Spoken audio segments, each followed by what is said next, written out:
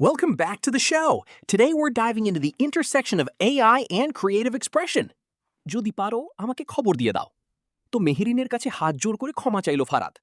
আর এদিকে ছাড়াও ফারাদের মায়ের কাছ থেকেও ক্ষমা চাইল। তাহলে কি ফারাদের মা এবার ছাড়াকে ক্ষমা করে দেবে? আর এদিকে কি আবার মেহেরিনও ফারাদকে ক্ষমা করে দেবে? শুধু তাই নয়, ফারাদ তো তার বাবার স্বপ্নের সেই ঢাকার বাড়ির দলিল তার মায়ের হাতে তুলে দেবে। তাহলে কি তার মা স্বামীরের বাবার সেই চিঠিগুলো আগলে রাখার জন্য আবারও পুরো পরিবার মিলে ঢাকায় পাড়ি দেবে? তো কি ঘটতে চলেছে এটা আমাদের গল্প নাটকের ৫১ নম্বর পর্বে, অর্থাৎ শেষ পর্বে। তো হ্যালো ভিউয়ার্স, কেমন আছেন সবাই? আশা করি সকলে ভালো আছেন।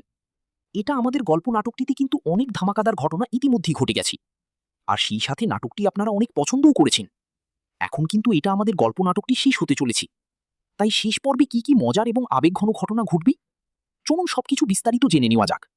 দেখতে দেখতে এটা আমাদের গল্প নাটকের ১ নম্বর পর্ব থেকে ৫০টি পর্ব রিলিজ হয়ে গেছে। মানে ৫০ নম্বর পর্ব পর্যন্ত আপনারা দারুণ ভালোবাসা দিয়েছেন।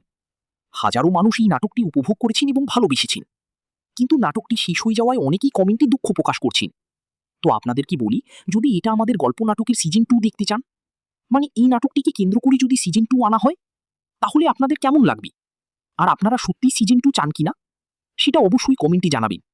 আর সেই সাথে যদি এটা আমাদের গল্প নাটকের সিজন 2 দেখতে চান, তাহলে এই ভিডিওর লাইক টার্গেট থাকবে 2000 লাইক। যদি আপনারা 2000 লাইক পূরণ করে দিতে পারেন, তাহলে কিন্তু এটা আমাদের গল্প নাটকের সিজন 2 আনার চেষ্টা করা হবে। তো এখন কথা বলবো এটা আমাদের গল্প নাটকের শেষ দৃশ্যগুলো নিয়ে। মানে ৫১ নম্বর পর্বে কোথায় গিয়ে গল্পটি শেষ হবে